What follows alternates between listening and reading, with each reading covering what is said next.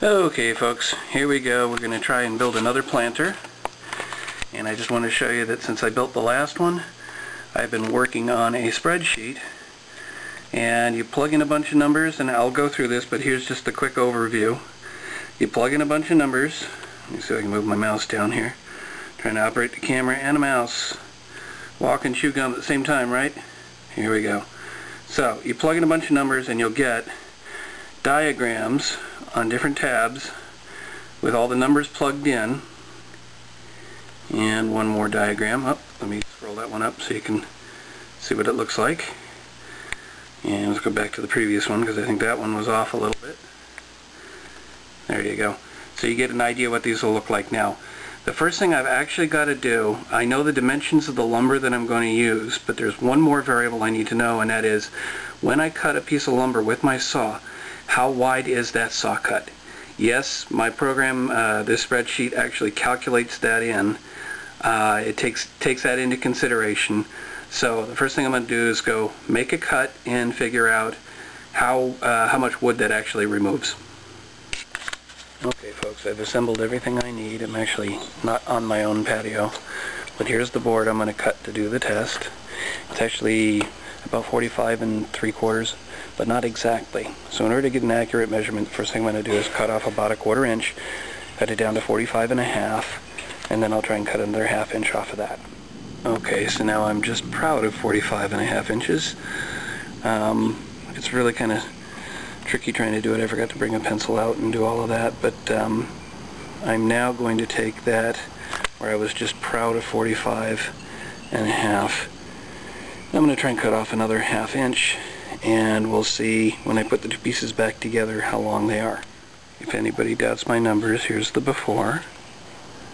Alright folks, well hopefully you can see now that this is just shy of 45 1/2. Hang on, let me readjust. Okay, I realized that my hand was causing the tape to curve, but hopefully you can see the two different pieces and the fact that we are now just shy of 45 1/2. So I'm going to say this is about a 1/16 of an inch cut, which is what I had estimated originally. So I'm going to go back to the program now. Okay folks, this is where we left off with this screen, but I'm going to attempt, now that I have the camera on a tripod, to show you. I'm going to switch to another tab here. Okay, now this is the first tab of this spreadsheet, and on the left there are a bunch of numbers. Those represent the dimensions of the actual lumber, and they also represent the measurement for the cut, which we just did. So here's my cut width, and it's basically going to be a 1/16 of an inch. Now what I can actually do is I can type in equal 1 divided by 16, 1/16, and hit enter. Now the number here is actually shown in decimal form, not fractions. There are other places on this spreadsheet where it will show as fractions, but the main point here is to get the proper measurements in. Now I've chosen my lumber. Let me actually show you that real quick.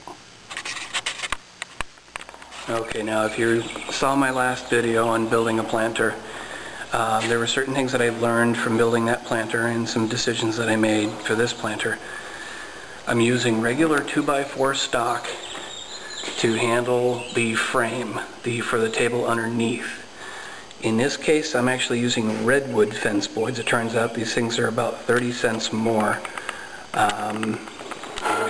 Okay folks, I cut that a little bit short because I could see my memory card was getting full. So I've come back here, and basically the point is I have a regular 2x4 stock, which is 1.5 by 3.5 inches, which is, if you can see it from the cursor there, that's these right up here. I've got 1.5 and 3.5 for the first two numbers. I then have the dimensions of what I'm calling the siding board. In this case it's fence board, but I tried to come up with a more generic term. And here's the thickness for this particular board is 11/16. So again, you can plug in like this. You can say, sorry about that, equals 11/16, and that will give you 11/16. So that plugs the number in as a decimal, but it's okay because in the background it actually has all the accuracy it needs. The width of the board is 5.5 inches. That was the next dimension on there. And the next one down is the length of the board. Now keep in mind that fence board had a dog ear at the top. That dog ear takes 1 inch. So since it's 6 feet tall, which is 72 inches, I subtracted the 1 inch, and that's the dimension that the program here is requesting. Because when you're building, if you're building and you wanted to put dividers in the middle, you really wouldn't want that dog ear, and who knows how many other little problems that dog ear could cause. So I just choose to calculate my dimensions without the dog ear. If you happen to pick up stock that doesn't have dog ear like that, then you can give the full length of that board. So here I have 71 inches.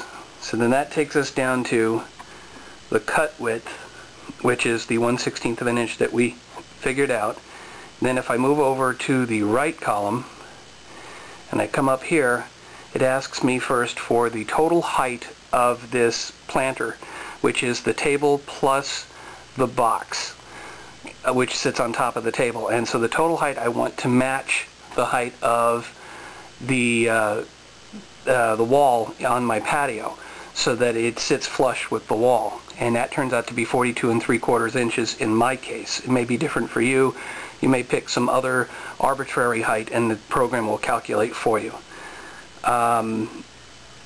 Then the next dimension, or the next thing it asks you for, is how many siding boards for the tabletop. This is if you build the table, if you just choose to build a table without the box, think about it that way. How big do you want the table to be? How many siding boards deep do you need to go? In my case, for my particular design, I don't want it to stick too far into the patio, so I've chosen only 2. And I will show you that as we're constructing this. I will show you those 2. Then I decide how deep I want this whole thing to be by choosing the number of siding boards for the wall. It says how many siding boards for sides of box. Top to bottom, number visible on each side, number of boards visible on each side. In this case, because I want a fairly deep planter, because I'm going to be planting my squash in there. I want to plant kabocha squash and see if I can actually get that to grow this year.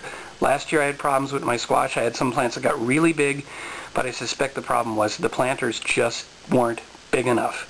In this case, if I pick 4 boards, that's going to be top to bottom. You're going to see 4 boards. My previous planter was 3 boards. I'm still considering this a medium planter because I only chose 2 boards for the tabletop. So front to back, the depth is 2 boards, but top to bottom, the depth is 4 boards. That's going to give me, according to this, according to the calculations here, if you work your way down and over to the left, you'll see where it says conversion factors, and then you'll see down below, you'll see a blue section, and that shows the volume. The volume in this case is 19.5 gallons, and if you then subtract out, this is actually goes to the detail of subtracting out, there's some support pieces inside the box. If you subtract those support pieces, I end up with 19.42 gallons, and then over to the right, it'll actually tell you how many cubic feet you're going to need. Now for cubic feet, I'm going to need 2.6 cubic feet of soil to fill that box. So that gives you an idea of the overall dimensions of the box. Now that I've got all my numbers plugged in, I have all the dimensions I need in yellow here that tell me how to cut all of my boards. So I'm going to get started on that. Actually, I have another little project I have to do, as well as offloading all my memory cards that I keep filling up. And I'll get to the actual dimensions. But actually, before I do that, what I'm going to do is I'm going to print this whole thing out so that I have a reference I can look at on paper, instead of running back and forth to the computer with the saw in hand. So that's it for this preview, for this summary of how we're going to put this together.